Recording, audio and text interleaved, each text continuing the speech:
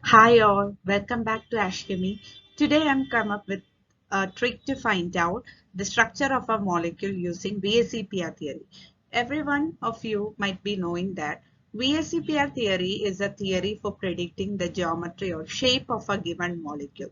And by making use of this trick that I'm going to discuss in this particular video, you can find out the structure of a given compound. So let's get started. So here you can see a formula. This is the formula to find out the structure. Uh, sorry, this is the formula to find out the hybridization of the central atom in a molecule. So normally when you are given with a molecule, the molecule will possess a central atom and the other atoms will be attached to the central atom. And some compounds may be charged one, that is they may be having a positive or a negative charge. So in all that cases, you can make use of this formula to find out the hybridization of the central atom. And from the hybridization of the central atom, you can get an idea about the structure. So let's just move on to the formula. So the formula goes like this. Hybridization is equal to valency of central atom plus number of monovalent atom plus or minus charge. Valency of the central atom means if oxygen happens to be the central atom, then the valency will be 6. If nitrogen atom is the central atom, you can give 5. So that's how you determine the valency of central atom. And number of monovalent atom means if the molecule is having any other atom which possesses a valency minus 1 or valency as 1. For example, if you consider the case of halogens, they usually exist as halide ion. So you can consider halide ion or any halide ion as a monovalent atom. And similarly, there may be charges. Either it can have a positive or a negative charge for the molecule. So suppose you are having a negative charge, you have to add that particular charge. And if the molecule is having a negative positive charge, you have to subtract the positive charge. The whole divided by 2 gives the formula. By making use of this formula, you'll end up with some kind of number which may range from 2 to 7. So from that number, you can get an idea about the hybridization. If the number happens to be 2, the hybridization is usually sp, because in s and p there are 2 orbitals. Similarly, when the number is 3, the hybridization is sp2. You are having 1 s orbital and 2 p orbital. If the number is 4, then the hybridization is sp3, where you have 1 s orbital and 3 p orbital, which makes a total of 4. Now, when it comes to the case of 5, you cannot make use of p orbital again, because in p orbital there is only in p orbit only 3 p orbitals are there. So after 3, you have to make use of d orbital. So it makes sp3d. Now when it comes to the case of 6, you can write it as sp3d2, and 7, in the case of 7, it is sp3d3. So this gives an idea about the hybridization of the central metal atom of the molecule. Now after that, you have to have a table which will correlate this hybridization with the structure, and that is pretty simple. So let's have a look at the table. In the slide, you can see a table. In this, it connects the hybridization with the shape. So suppose you are getting an sp hybridization, there is a possibility. So you have got two orbitals, or two orbitals, say s and p orbital. So the only possibility is that you can have two bond pair. That is, this number 2 corresponds to bond pair, and the molecule does not possess any lone pair. In that particular case, the structure that you can get is a linear structure in which the central atom will be at the center, and the two uh, other atoms will be oriented opposite to each other, and they will be connected to the central atom. An example of a molecule which exhibits this type of structure is carbon dioxide, where you have carbon atom in the center and oxygen atoms on the either side. Now coming to sp2, you can have two possibilities. In sp2, the number is 3. So you can either have all the 3 as the bond pair. In that case, you'll be getting a structure like this: metal in the center, and 3 atoms will be arranged in a trigonal planar manner. An example of a molecule which is exhibiting this type of structure is BF3. Now, when it comes to the case of sp2 hybridization where two of them are the bond pair and one is the lone pair, then you can replace one of the atom by a lone pair. Then it will form a structure like this, which corresponds to a bend or V-shaped structure, and a molecule exhibiting this type of structure is SO2. Now coming to the case of sp3 hybridization, you are having four different possibilities. That is, in the first case, you are having all the four as the bond pair. Then you'll get a typical tetrahedral structure, which looks somewhat like this. And the famous example of a molecule exhibiting this particular structure is methane, which is CH4. Now coming to the case where you are having one lone pair and rest of them are bond pair, then you can replace one of the atom in the tetrahedron with a lone pair. So it forms a structure like this, which is known as the pyramidal structure, and ammonia is an example of a molecule exhibiting this sort of structure. Now coming to the case where you have an equal share of bond pair and lone pair, that is two bond pair and two lone pair, you'll get a structure which is derived from pyramidal structure by replacing one of the atom again with a lone pair. So this forms a structure like this, which is nothing but a V-shaped or a bend-shaped molecule, and the molecule exhibiting this type of structure is water molecule. So you can get a bend or a V-shaped structure in both sp2 as well as sp3 hybridization. And similarly, the last form is where you have only one bond pair and rest of them forms the lone pair. So this is the structure. So this can be derived from the V-shaped or bend structure by replacing one of the atom with the lone pair. So this forms a structure like this, which is HF. And this linear structure is very much different from the linear structure of sp, because here you are having three atoms, but here you are having only two atoms. So you have to keep that in mind. Now moving on to the sp3d hybridization. Again, you are having four different possibilities. Either you can have all the five as the bond pair, where you'll be getting a trigonal bipyramidal structure. The metal in the center, three atoms occupying the equatorial plane, and the two atoms occupying the axial positions above and below the plane. An example of a molecule exhibiting this sort of structure is PCl5. Now coming to the case where you are having four bond pair and one lone pair, you can replace one of the equatorial ligand with a lone pair. So you'll get a structure like this, and this is known as the seesaw structure, which is same as the seesaw that is used in park for playing purpose. I think you might be familiar with that. An example of a molecule, this is a famous example of a molecule exhibiting seesaw structure, which is SFO. Now coming to the case where you are having three bond pair and two lone pair, again you can make use of the seesaw structure and replace one of the bond pair with the lone pair. So you'll be getting a structure like this, which is nothing but it is a T-shaped structure. So this is a T-shaped structure. Example is ICl3. Now coming to the case where you're having two bond pair and more number of lone pair, that is three lone pair, it again gives a linear structure, which is very much different from the linear structure so far we have discussed. So this is a linear structure with three atoms and three lone pair. An example of a molecule exhibiting this sort of structure is HCF2.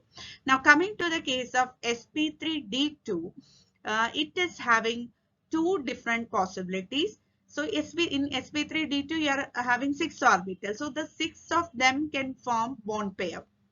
In that particular case, you will be getting a octahedral structure with the 4 equatorial atoms and 2 axial atoms. Example is SF6. Now, when you are having a case where there are 5 bond pair and 1 lone pair, you can replace one of the axial ligand with a lone pair. So this forms a structure like this. So this is somewhat like a pyramidal shape with a square base. So this forms a square pyramidal.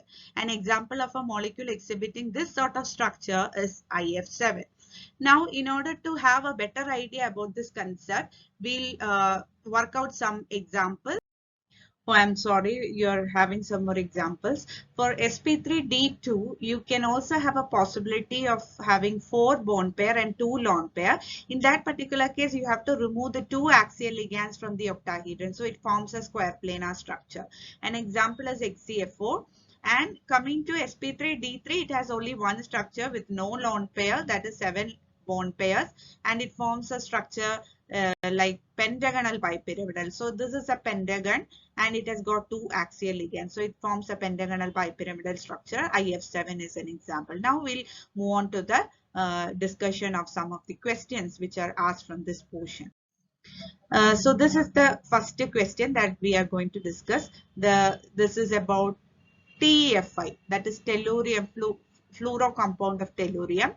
You have to predict the correct shape of this particular compound on the basis of VSEPR theory, and you are also provided with some options like trigonal, bipyramidal, pentagonal, planar, square pyramidal, seesaw, etc. So let's work out this example. So for that, we'll begin with the compound that is given. So we are given with the compound tellurium TF5 minus. So the first step is to carry out the determination of hybridization of the molecule, for which you have to use the formula that was discussed in the introduction of this topic. That is, you have to know the valency of the central atom. So in this compound, you can see that tellurium is the central atom. So central atom tellurium, it belongs to oxygen family. So it will be having a valency of 6 plus number of monovalent atoms. So in this molecule, you are having fluoride ion, which is a monovalent atom. So there are 5 fluorine atoms. So you can add that particular number. Plus you have to add the charges. That is, if you are having a negative charge, you have to add that particular charge. And if you are having a positive charge, you have to subtract. So here you are having a negative charge. So you have to add +1. The whole divided by 2. So this will make a total of 12 by 2, that is equal to 6. So 6 is the number that we have got. So you can start writing the hybridization. You can begin with S. There can be 3 p's, so it makes a total of 4. Now add d orbitals to complete the number. So that is sp3d2. 1 plus 3, 4 plus 2, 6. So it makes a total of 6. So sp3d2 is the hybridization. Now what you have to do is you have to determine the number of bond pairs and lone pairs. So 6 is the number that you have got. So in order to find the number of bond pair, look at the number of atoms other than the central atom. So you are having a central atom which is tellurium. Other than that, you are having 5 different fluorine atoms. So it makes 5 tellurium fluoride bond. That's what it means. So you can have 5 bond pair, but the total number is 6. So you have to minus 5 from 6. So it makes 1, which is acting as the lone pair. So this is the structure which is having 5 bond pair and 1 lone pair. Normally, when you are having the number as 6, you can assume that the structure will be a octahedron, where you will be having tellurium in the middle, and there are 4 equatorial ligands and 5 axial ligands. Sorry, you cannot use the word ligand. 5 fluorine atoms and 2 fluorine atoms at the axial position. But you are having only 5 fluorine atoms. So, and moreover, you have also got a lone pair. So you can give this position to a lone pair. So this forms a structure like this. So this is a square base, you know, and this forms the axial. So you can draw the structure like this. So this forms something known as the square pyramidal. So you can also go through the table that I've given. You can match the hybridization with that. So when you are getting hybridization sp3d2 and having 5 bond pair and 1 lone pair, it means that the structure corresponds to square pyramidal. So this will be the correct option. Okay. So let's have another question in which you are given some compounds and you are asked to find out the ones which are having pyramidal shape. So you have to work out all the structure for all these compounds, and you have to see which of the compounds are exhibiting pyramidal shape. So let's work out. So the first compound that is given is ClO3 minus. In ClO3 minus, the first step is to find out the hybridization. So in this particular case, the chlorine atom is acting as the central atom and it is having a valency of 7. Plus you are not having any monovalent atom. Oxygen, it is a divalent atom. So the number of monovalent atom is 0 and you are having a negative charge. So you have to add that particular charge. So it makes a total of 8 by 2, which is equal to 4. The hybridization for 4 is sp3 hybridization. So in the case of sp3, 4 is the total number, but you are having only 3 oxygen atom. There is only 3 chlorine oxygen bond. So there is only 3 bond pair, and 4 minus 3 is 1. So it will be having 1 lone pair. So this is the number of bond pairs and the lone pairs that you have for the ClO3 minus. Now you have to predict the structure. So when the structure is 4, when the hybridization is sp3, you can have a structure like tetrahedral structure, where chlorine is in the center and you can have 4 oxygen atoms. But here you can see there is only 3 oxygen atoms. So the fourth one, it will be forming a lone pair. So this is a structure that is possible for ClF3, and this is nothing but this is a pyramidal structure. And similarly, when you work out for HCO3, the hybridization goes like this. Xenon is the central atom. It is a noble metal, so it is having a valency of 8, plus number of monovalent atom is 0, plus you are not having any charge by 2. That makes a total of 4. Again, the hybridization is sp3 and you are having 4 as the number, and there are 3 bond pair and 1 lone pair. Again, the situation is similar to ClO3 minus. So you need not work out the structure. It is definitely, it will be pyramidal. Now coming to the third compound, which is SO3, the central, you have to find out the hybridization. The central atom is sulfur, which belongs to oxygen family. So therefore the valency is 6. And number of monovalent atom is 0, oxygen atom is divalent, and number of charges is also 0. So it makes a total of 3. Therefore, the hybridization will be definitely sp2. When you are having sp2 hybridization and you are having 3 as the number, 3 bond pair will be there, and lone pair, number of lone pair will be 0. So the structure that is normally possible is a trigonal planar structure. Okay, so this is the structure possible, and this is trigonal planar. So from the option you can see that only ClO3 minus and HCO3 is forming the pyramidal structure. So you should this is option A is the correct one, because that is the one which is having ClO3 and HCO3, because SO3 is not having pyramidal structure. It is having trigonal planar structure. So this is how you work out this type of questions. Now moving on to the next question, which is structure of HCF2 and HCO2F2 respectively are. So let's work out this question. HCF2, we'll consider it first. When you calculate hybridization, the central atom is xenon, which is having a valency 8. Number of monovalent atom is 2, and there is no charge in the molecule. So it makes a total of 5, which is sp3 dehybridization. So there are 5 as the total number of bond pair and lone pair.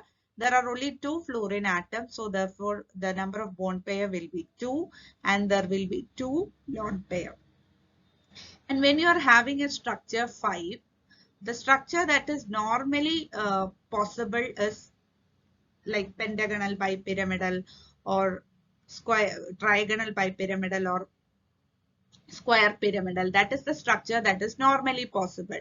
And the basic structure for number 5 is something like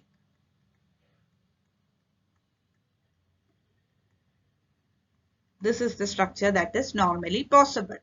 But here you can see there are only two bond pairs and the rest of them forms the lone pair. So these three will be forming the lone pair and this will be forming the bond pair. So the structure will somewhat look like this: HCF, F, and there are three lone pair. And this is, you need not consider the lone pair for explaining the structure. So this is the structure possible for HCF2. This is nothing but it is having a linear structure. Now coming to the case of HCO2F2, hybridization is equal to xenon is the central atom. So the valency is 8 plus there are two monovalent atoms, that is fluorine atom, and there are no charges by 2. That also makes 5, which is sp3 dehybridization. But here as you can see, the number of bond pair is different from HCF2. Here you can see that there are two oxygen atom and two fluorine atom. So definitely xenon will be making bond with this oxygen atom and fluorine atom. Therefore the number of bond pair will be 4. There will be 4 bond pair and 1 lone pair will be there. So the structure will be like 4 bond pair and 1 lone pair, means the structure will be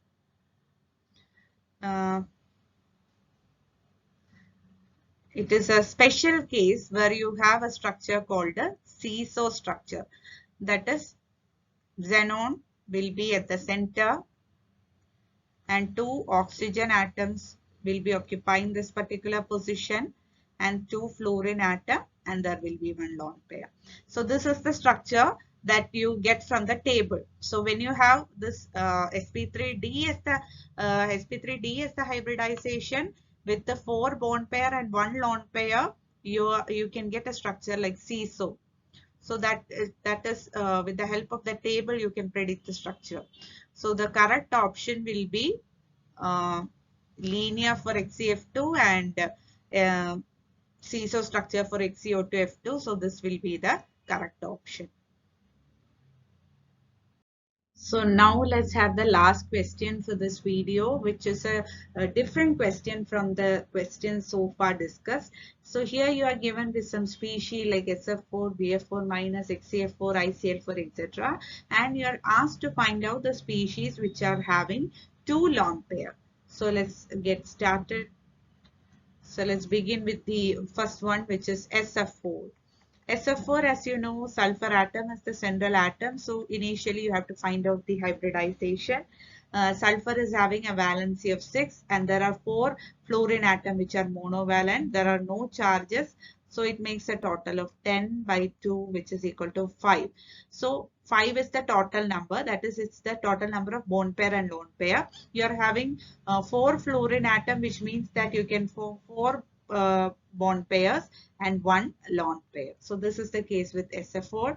Coming to BF4 minus, hybridization is equal to, here boron atom is the central atom which is having a valency of 3 plus there are 4 monovalent atom plus 1 charge by 2 is equal to 7 plus 1, 8 by 2, which is equal to 4. So here you are having 4 bond pairs, that is with fluorine, and there are 0 lone pair.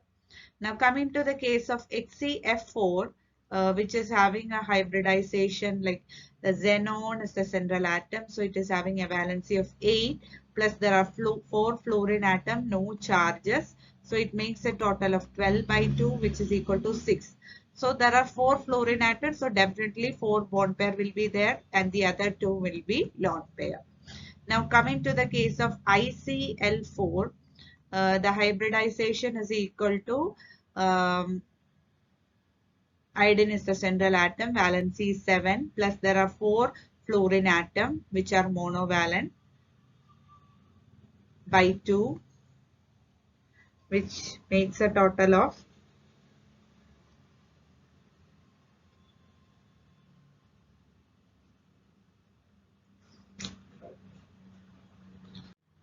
sorry, I have made a mistake. This is ICl4 minus. So you'll be having 7 plus 4 plus 1. ICl4 minus 7 plus 4 plus 1, which is 12 by 2, which is equal to 6. So here also you are having 4 bond pair and 2 lone pair. So in these two species you are having 2 lone pair. So the number of species which is having 2 lone pair is 2. So this is the answer. So with that we have come to the end of this video. I hope you find this trick interesting. If you find it useful, share with everyone. Okay, thank you.